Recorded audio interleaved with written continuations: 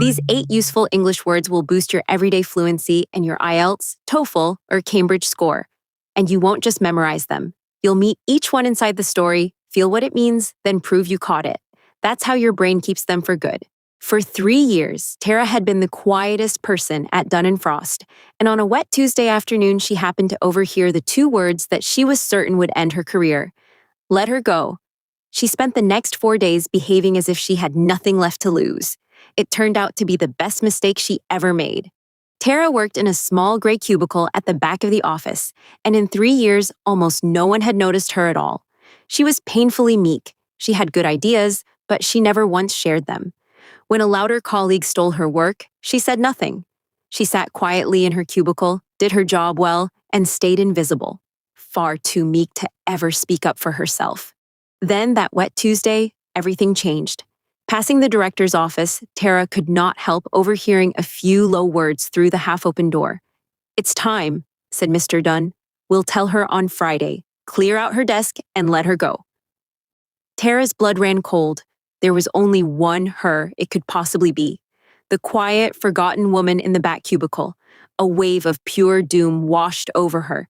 She was being fired. For the rest of the week, Tara lived under a heavy cloud of doom. She was going to lose her job on Friday. So what, she thought, did anything matter now? And once she truly believed she had nothing left to lose, a strange and wonderful thing happened. The fear that had silenced her for 3 long years simply vanished. On Wednesday, in the big meeting, Tara did something she had never done before. When the directors asked the room for ideas, she blurted out the plan she had been too frightened to share for 2 whole years. To her shock, the room went quiet, and then Ms. Frost said, "That is brilliant." By Thursday, nothing could stop her. She pitched a second idea and a third. She pitched them boldly and clearly, without a tremor, a woman with nothing left to fear. She even dealt with Gavin, the loud colleague who had stolen her work for years. When he tried it yet again on Thursday afternoon, Tara, calm and outspoken at last, said in front of the whole team, "Actually, Gavin, that was my idea. And here's the email to prove it." She blurted out 3 years of swallowed truths in a single bold afternoon. The meek, invisible woman from the back had somehow become the most outspoken voice in the building. Friday came at last. With a sick feeling of doom in her stomach, Tara walked into the director's office, ready to be handed her cardboard box and shown the door. Mr. Dunn and Ms. Frost were both smiling. That, Tara thought grimly, seemed oddly cheerful for a sacking. "Tara," said Ms. Frost warmly, "we have been watching you all week, and we are thrilled. We would like you to run our brand new branch office." Tara stood there, utterly dumbfounded. A promotion? But the words she had caught through the door, the let her go.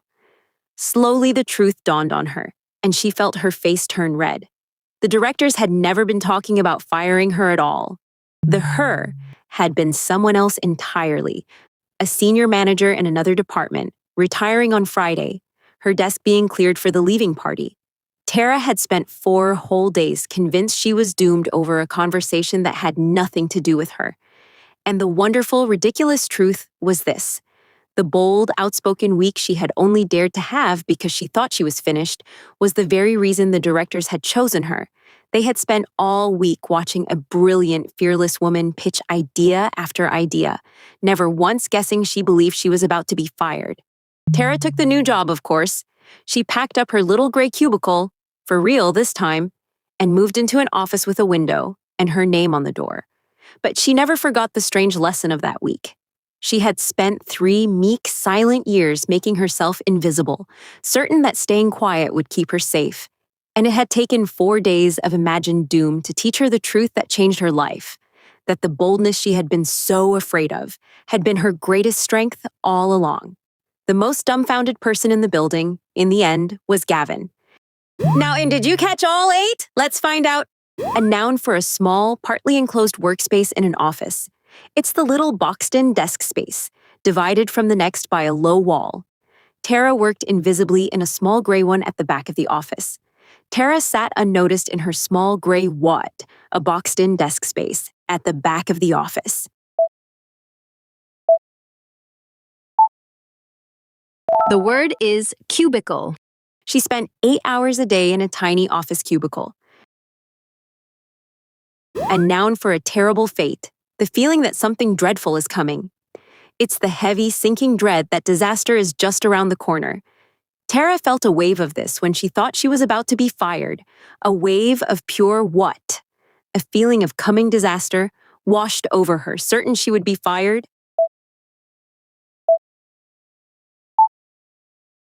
The word is doom. A sense of doom filled the village as the dark storm rolled in.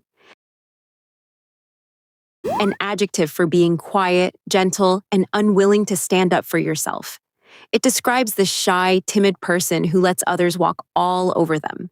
Tara was painfully this, never sharing an idea or speaking up for years. She was too what? Quiet and unwilling to stand up for herself. To ever speak up when a colleague stole her work.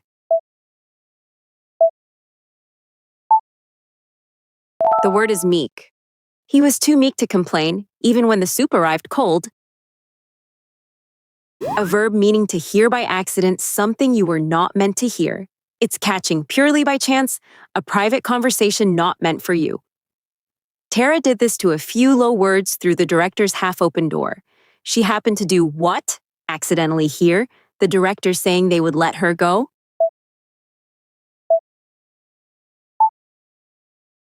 The word is overhear. I couldn't help but overhear your conversation on the train. A verb meaning to say something suddenly, without stopping to think. It's letting words tumble out in a rush before you can stop yourself. With nothing left to lose, Tara did this with the idea she had long hidden. She did what? Suddenly said without thinking, out the plan she'd been too frightened to share for years. The word is blurt. He blurted out the secret before anyone could stop him. A verb meaning to present an idea or plan, trying to win people over. It's what you do in a meeting when you sell your big idea to the boss. Tara did this with idea after idea to the directors, boldly and clearly. She did what? Boldly presented, a second idea, and a third without a tremor in her voice.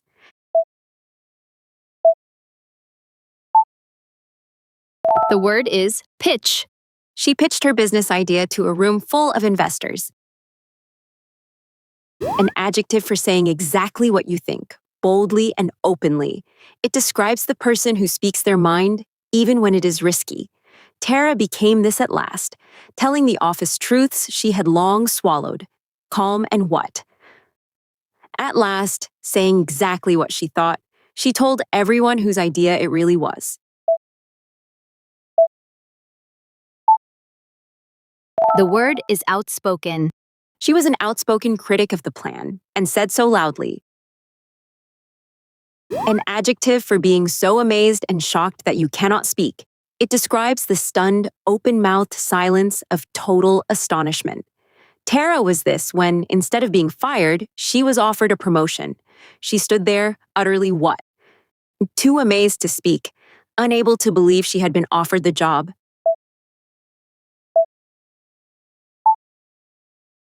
The word is dumbfounded. He was dumbfounded when he heard he had won the grand prize. Quick recap. How many do you still remember? Cubicle. Doom. Meek. Overhear. Blurt.